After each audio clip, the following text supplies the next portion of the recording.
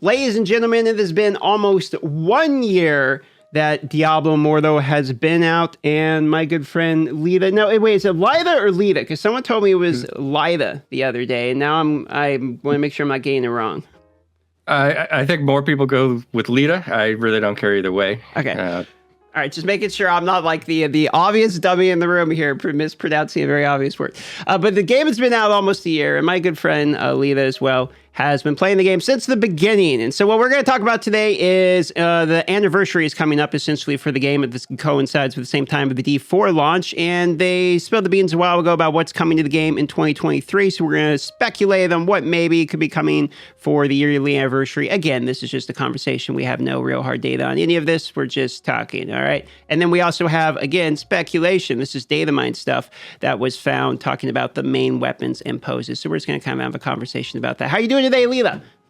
Good. How are you? Doing pretty good, man. Doing pretty good.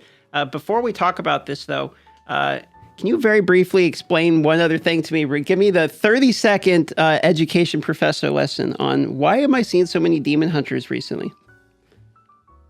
The short answer is the new chest. I believe it's called Duplicitous Prophecy. It causes knockback shot to essentially do what the ability is called and knock back the target. So you've probably seen some demon hunters with attacks looking different than the traditional arrows. Is that giant arc that keeps knocking me back, basically? Is that what you're saying? Yep. All right. So that's kind of the shortest version. I do have a video covering a game in PvP where I play side by side with a demon hunter as a crusader, and the demon hunter Adelaide there was kind enough to do an entire write-up for demon hunters, and this is great stuff. So we'll share that in another time. We have more than 30 seconds. I think I passed that perfect. already. We'll put that. I'm going to go watch that one then after this, and we will put it in the pinned comment. So go check it out if that conversation interests you. So today we're talking about, we've been playing the game almost a year. We're talking about what may be coming for the anniversary, taking some guesses at it. But before we do that, how are you feeling about the game in a year? It's been about a year now.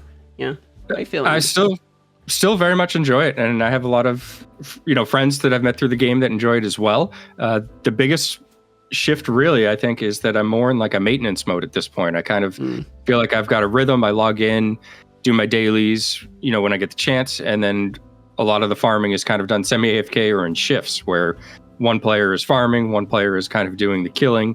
The rest of the people are just there chatting, doing other things at the same time, as opposed to the beginning or, many months ago where everybody was actively playing.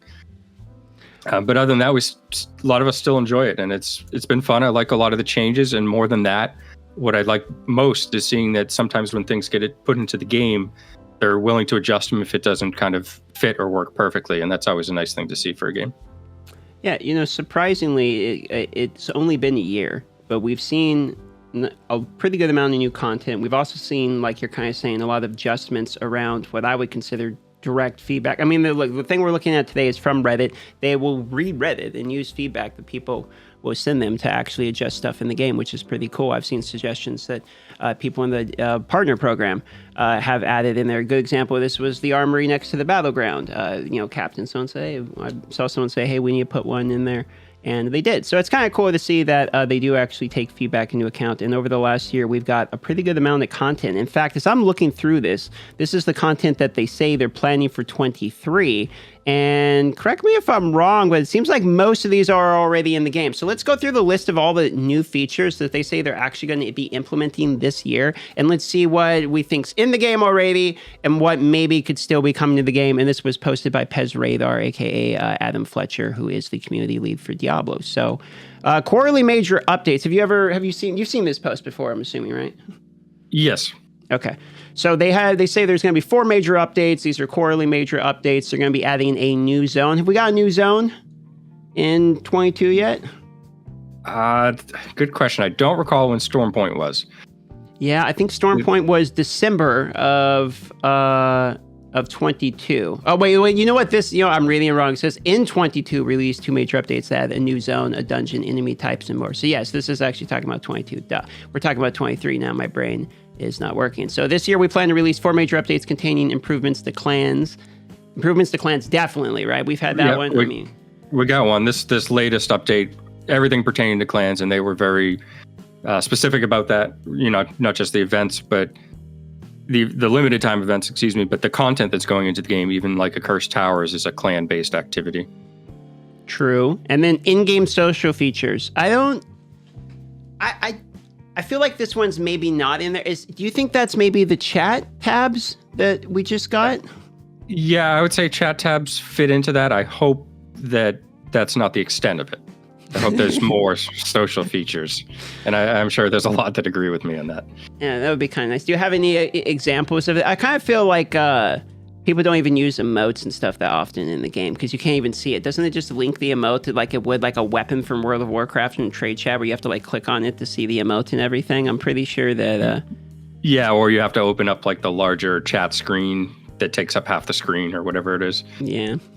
Yeah, so hopefully we do get some nicer features for that. And gameplay. I mean, gameplay is kind of a very generic term. I feel like we've definitely gotten new gameplay. I mean, that would be the Accursed Towers, the Elite side quest. There's a lot of things that could be considered gameplay, so I guess we'll skip past that one. And then introducing a new class and Helliquary bosses. Helliquary bosses, we haven't got that in 22, have we? Wasn't the last one 21, or am I mistaken? Or 22, not 23. Yeah, 2022. So we didn't get it in 23 yet, which is interesting because if you think about it in the way that the system has been changed, the Helliquary bosses have the ability to unlock new difficulties. So depending on what they do with the new Helliquary bosses, we could be seeing another Hell difficulty or more Hell difficulties as well. And I know that that's been a popular topic or question, especially on Reddit. There's a lot of people asking for it, so to speak. So that's actually, you're kind of on the nose with that. I didn't think about that. You do need the bosses to unlock the next Hell difficulty. We haven't got the new ones. Here's my prediction, all right? So when Server Paragon goes 800, where the dungeons are scalable to individual players from that recent patch that we got, that's when they introduce the new Hell difficulty. And I bet they always keep one Hell difficulty that is unscalable, which is the latest one, where it's like always hard no matter if you're solo or 4-player to drive players to play together. That would be my guess. Yeah, and thanks for mentioning the 800 as well. If you remember back from the recent update, where everything was scaling and getting grouped together, 800 was the top number. So we have in-game a Hell difficulty that goes up to 900, but content that gets sandwiched up to 800. So that kind of is important to note, at least if you're speculating this kind of thing. So we very well could see the next difficulty at 800. So then, while introducing a new class, I mean, this is Blood Knight. Is that what we're going with here? Is the only class we actually have textures for, I guess. There was another class called the Tempest or something? Tempest, and I agree. I think since we've seen the textures from people like Datamine, ARPG, and so forth coming into the system, that is probably what class we'll be getting. Yeah, probably. As we continue through here, we have narrative additions. So main quest line, side quest. No, you played the new Elite side quest, right? Yes. What's your opinion of that? Because I'll give you mine real fast, which is I thought that was one of the coolest quests in the whole game. It's hands down my favorite side quest. I agree. Definitely a step up from what some of the previous ones were. I would actually love to see more side quests, not because I'm a huge fan of them, which I'm not, just to make that clear in general, but there's a lot of people that like stuff like that and really enjoy it. And I think it's really neglected overall in comparison to some of the other aspects. So I'd like to see more kind of cool stuff in line with this last one, because that even interests somebody like myself that normally is kind of turned off from them. Yeah, I'm the type of person normally like spacebar spams through story in games, but I thought that one was interesting. I actually watched that one. Maybe it was a little bit more enjoyable because I was streaming and all that, so you get a little bit more fun from that. But it overall I thought was pretty good, and mostly I was impressed with the art of the area. Like the voice acting was good, the plot line is a little basic and all that, but like the art of the area was fantastic, like that purple kind of glow and stuff. So shout out to whoever it was that spent some time on that one, because I thought that would look pretty good. Yeah, and even the transition, and I'm trying not to spoil it for anybody that might not have done it yet, but the transition from area to area, especially towards the end of that quest, was very seamless in comparison to other things we've seen in the game that can be, buggy or glitchy. And I was kind of impressed with that. That tells me that there was really an extra effort put in to kind of do that quality control check. And I for one, appreciated that and was happy to see that maybe things are kind of getting a a little more attention before they go in. I was actually kind of, to be honest, I was a little bit surprised that they had so much work into a quest that's like consumable. You know what I mean? It seemed like it was actually pretty high effort. So when I did the quest, I was like, wow, this is pretty good. But I'm also like a little bit surprised that it was almost like a main quest line or something. Speaking of main quest lines, aren't we at a little bit of a cliffhanger in the main quest line? We're all looking for the world shard, as I understand it, was where we got left off for. There's like a million of these things or something, and some of them moved the world shard somewhere else. I'm doing a terrible 15-second rendition of this Diablo lore right here, but last time I checked, I thought we were on the cliffhanger. Yeah, I guess there's probably some fans and viewers that will be a lot more specific with the lore. I am a fan of the gameplay over the lore myself, but I believe this is in these notes as well. Don't they have plans to add on? And keep in mind that this game is actually set between Diablo 2 and 3. Oh yeah, that's correct. It is actually, which is kind of cool because you played D3, didn't you? Mm-hmm. Yeah. See, D2 for me, I didn't really play much of it. I only got halfway through the story, so I'm getting bits, like I got dementia. I'm just getting my memory is kind of all over the place here. I got little bits of D2. I got little bits of the Immortal storyline because it's not done. I already played D3, so I got that one first. So my thoughts are a little bit scattered on the lore because it's all over the place. What I do want to know, though, is if we're actually going to fight Diablo himself because he's kind of on the cover of the game. So I'm kind of curious if we're ever actually going to fight him. But from what I understand, we have what Adriana was shown in the Data Mine or something too. So I guess we're getting closer and closer to the actual guy. But it says there's new main quest lines. And I don't think... Wait, we did get main quest lines, didn't we? In 23, right? Or am I thinking of the December patch again? I don't recall it in 23, but I wish in these notes they would reference the patch. Like the most recent time something like this went in, because it would just kind of work better for a memory perspective, in my opinion. Yeah, I think you're probably right. This was probably Storm Point was the last time we got the main quest lines. I think I'm mostly thinking of when the new dungeon came out. Then we have like story that kind of is associated with the new dungeon. So maybe that counts. But then we have ever-evolving gameplay, which these ones I think we already have. They obviously are releasing new legendary items to broaden the class builds. To add our gameplay variety, we plan to introduce a new competitive mode in fishing activity. And the competitive mode's at Curse Towers, right? Yes. And fishing's obviously in the game. So It kind of seems to me like they basically have all of these arguably in the game done. Maybe in-game social features has more. Obviously, we need the Heliquary boss. There's the new class, but everything else is kind of already implemented, and we are going into our second major update. So I'm wondering we have 3 major updates left, so we're probably due for another one of these, looking at 2023s somewhere here. I would think there's more still coming.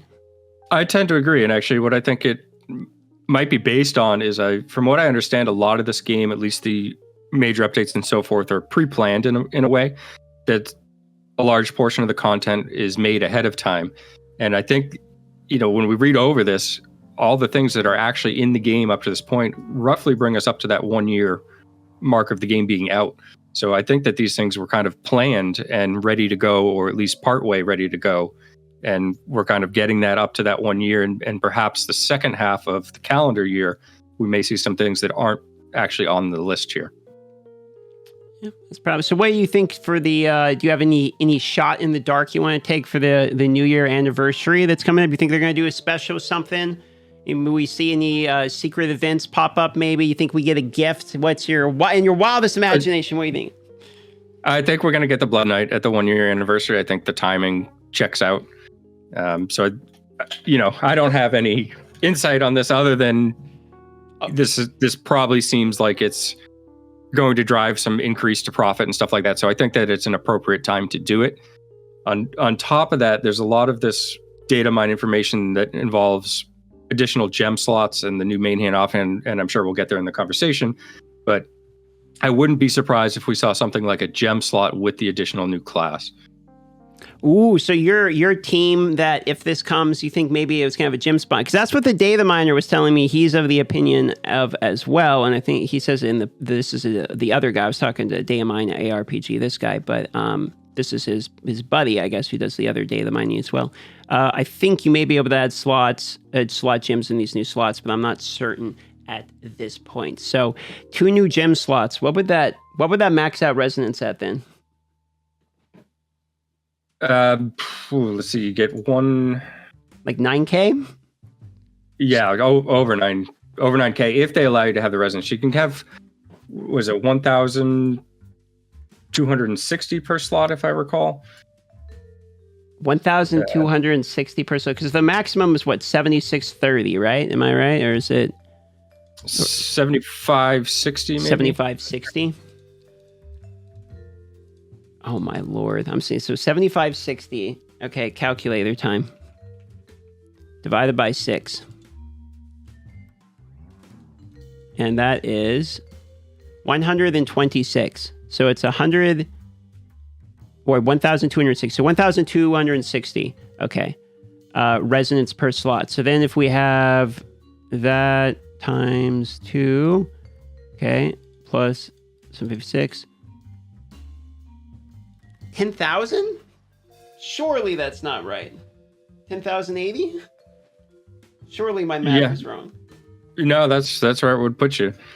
But that's only if they allow you to get full resonance, because we already see features in the game where you don't get full resonance. So if you have a rank 10 gem, you can place gems inside of them and you won't get the full effect. So if these new gem slots, if they do in fact go in, could have the ability where whatever you place there doesn't get maximum resonance from it. And personally, I think that's the best way to go with it, but I'm not a game developer.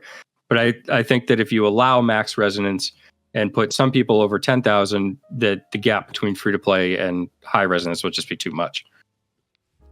Yeah, I feel like more resonance is because where are they going to make their money right now? You think that most WoWs who have, I feel like, done it in the year, right? Like, do you think there's still people really joining the game like every day and then going up to, 7K wings that often enough, or not often enough? No. Yeah, they might move the goalpost. I don't know. I feel like adding more legendary gem slots is a PR nightmare, and I'm on team. I'm guessing no, because that just seems like a something that people would not be happy about. It kind of feels like people would not be very happy about that one. Agreed, and I think the only way that gets, I think the PR is a great point. Definitely would just have a negative reaction from not just free to play low reso, but I think that there'd be many spenders that would have a negative reaction as well. It would be moving the goalpost on them. Like, it's like, hey, now you have to keep up with even more spending, if in these spots. Right. And when you have a gem that has some of those gems inside of it, you've at this point paid more money to get less resonance in those slots. And now they open a new slot that allows you to get full resonance. It's almost like you feel ripped off for that previous spending that you did. So it kind of just opens a whole can. I think the only way that the new gem slots really get well received are if they just provide the effect of the gem and not additional resonance, or at least not full effect of the resonance. That would be one way. So you can slot in a gem. Let's just use Blood-Soaked Jade as an example. You could slot in a Blood-Soaked Jade and you wouldn't get any resonance, but you would get the effects like the movement speed bonus and the damage increase. And that would be one way that you could probably put it in without too much negative reaction. Have you...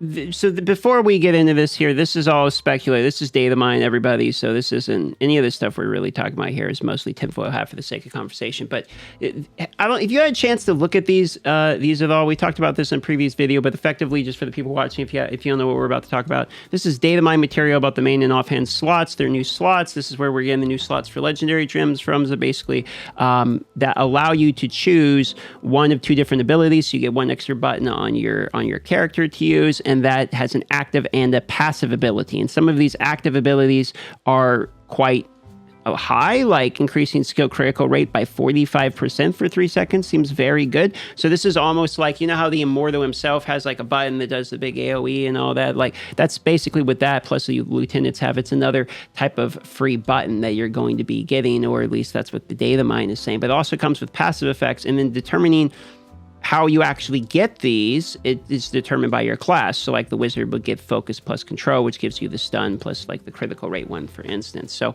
have you had a chance to really look at these very much? I read through them. I didn't study them, perhaps, just because this stuff could change. It could not get implemented. But I did go through and read the list, and I agree that on paper that most of them look very, very strong. I didn't see any mention of a cooldown for them. I don't know if that's been changed, but that's a good point. I didn't even think about the cooldown. Doesn't show anything like that. My initial impression is this is one of the first times that I read something from the data mine that I'm just really like, I don't think that's coming to the game, or that doesn't seem right. Like, this seems very... First of all, AoE stun for 3 seconds is effectively the invocation property, which is just... we don't need that. I don't think anyone would argue we need that, right? No, we just removed it, and honestly, the gameplay is better than before.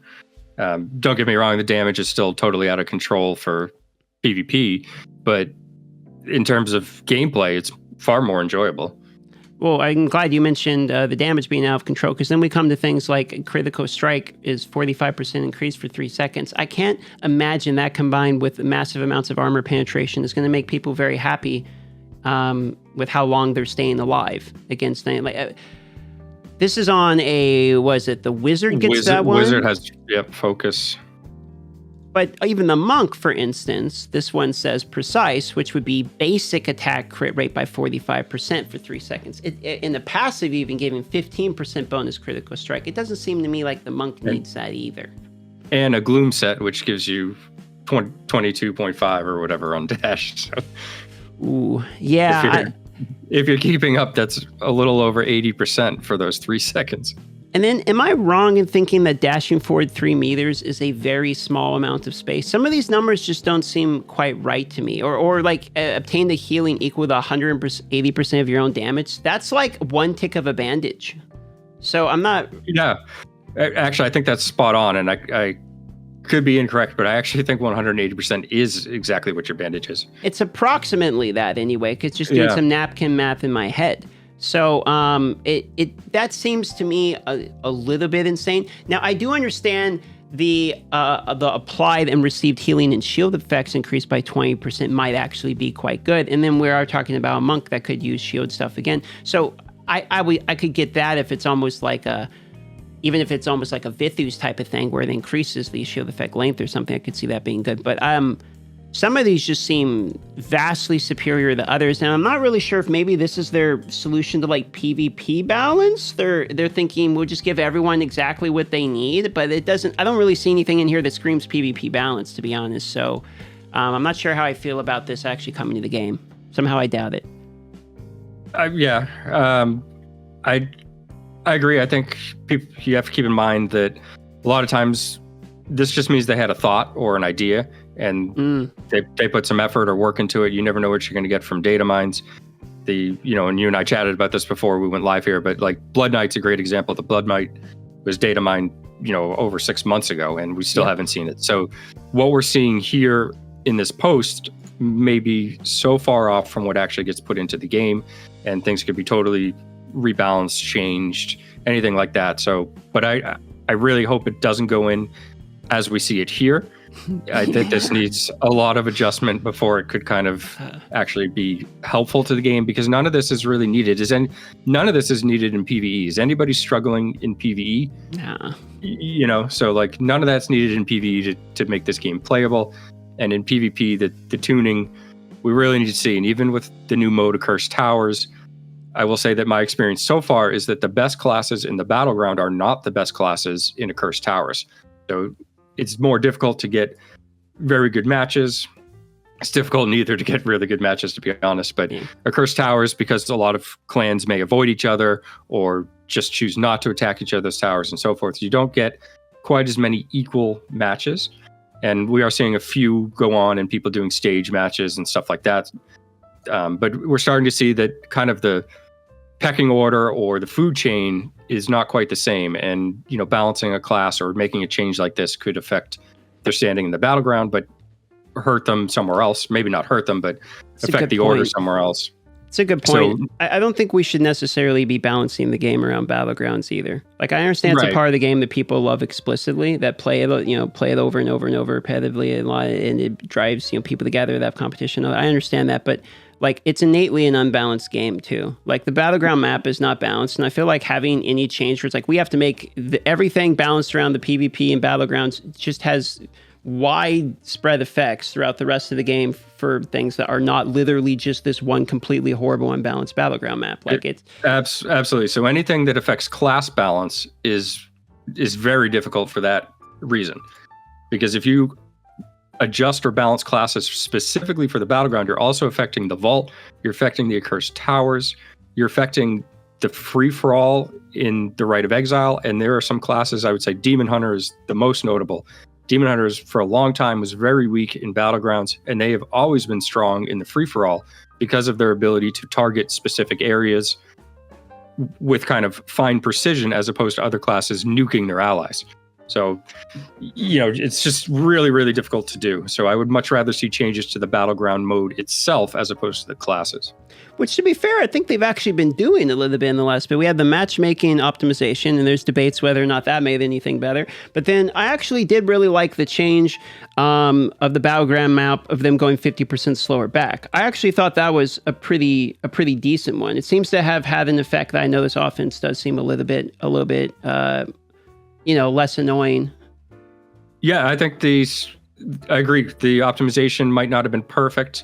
The second change with the idle speed has been great. I'm not sure it's exactly tuned where it needs to be, but numbers are a fairly easy thing for devs to adjust. And I think that it might actually be a little over-tuned, but we'll see as time goes on, and they probably have much better stats to this, with the access they have. But I think that it moving back at 50% might actually give attack the advantage at this point. It's definitely the closest it's ever been, no doubt. And do you think? Okay, so in a theoretical world, if you had to give, because it's probably impossible to get 100% balance, if you have to give one of them the advantage, the defense or the offense, which one do you think is like the role that you think deserves to have a little bit of the advantage for this map?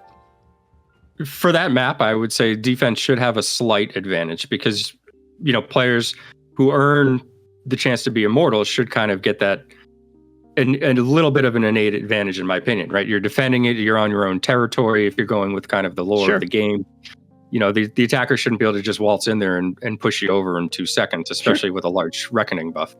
I get that from the thematics of like it's a castle you're storming or something, you're literally breaking down walls. Now that should be a little bit harder to take. Okay. So so we talked about 2023 and the year anniversary. Oh, one thing I want to ask you about too on camera here, because we're both going to be playing, is Diablo 4 is coming out basically approximately the same day that Diablo Immortal did, which is pretty fine. It's going 1 year of Diablo Immortal coincides exactly with the start of Diablo 4. So I want to ask you what class you're playing. I was leaning heavily to Necro, and tell you the truth, at this point, I'm undecided. I really love the change that they made recently or announced recently with summons being more controlled or more active as opposed to being passive. They even called it, I believe, like an economy, and having your summons go out, kind of have lower health pools getting destroyed, and you have to actively keep them, at the numbers you want and keep them engaged. And I really like that. I'm not a huge fan of passive gameplay. So that really appeals to me. And I had leaned away from Necro after playing it in the beta because it was just so overpowered. And it's difficult for me at least, to really want to play an overpowered class day to day. I don't mind playing it or covering it, trying it out to talk about what might be strong, but it just gets, I don't know, almost a little boring when you just waltz over everything. So you're going Necro, eh? All right. And are you going to do softcore or hardcore?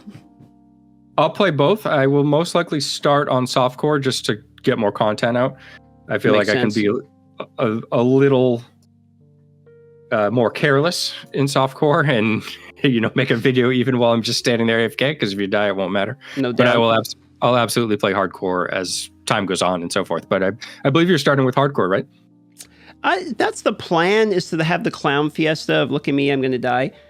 So we'll see if I stick with that. I'm having plenty of people, even you yourself, say it suggests that it's going to be way better to make content as softcore. So I'm having to rethink my decision a little bit. I definitely want to stick to the dream of hardcore druid on launch. So make it as difficult on myself as possible. So we'll see if that actually ends up happening or not at this point. Yeah, hardcore has just been amazing, at least in my experience for Diablo games. There's just adds such a welcomed aspect to it, to tell you the truth. And each character becomes its own unique personality, as opposed to a softcore character where you will never remember, the times that you had your greatest victories or triumphs over some of the enemies and so forth. But in hardcore, you remember like, oh, I had this character and I was able to beat this boss, or oh, I lost to this. I feel like this game, Immortal, could actually be pretty fun if you could make like a hardcore character. Like when you create a new character, you could go in here and make a hardcore character that is non-partyable, where it won't let you party with anybody. Like it gives you like the negative orb thing, basically, where it's like you can't play with other people or whatever. You have to play by yourself, collect all your items. You can't use the market. And it's a I feel like it'd be kind of hard. You have to do all the Helicore bosses and everything yourself. Maybe you can do PvP without dying, but it'd be kind of a fun challenge. Locks you out of using the store, like just everything. Yeah, and I mean, challenge rifts could almost be set up for that as well. I've seen some other games that have like an infinite or 100 floors where you clear one and then the difficulty ramps up as you go to 2 and then 3 and then 4. And, the challenge rifts are kind of built for that. You could basically just make a character that can only run challenge rifts, see as far as you get until you die, and that's it. So Diablo 4, you're going to be playing Necromancer, you're going to playing softcore, and you're going to be making content, like you said. So we're going to have a link down for Lida's channel where you can click on it and go watch this Diablo 4 content that's going to be coming out here in a month. Are you playing on PC, console? Where are you playing? I'll play on PC. All right, you and everybody else. Yeah. Truthfully, I play 99% of my Diablo Immortal on PC as well. So.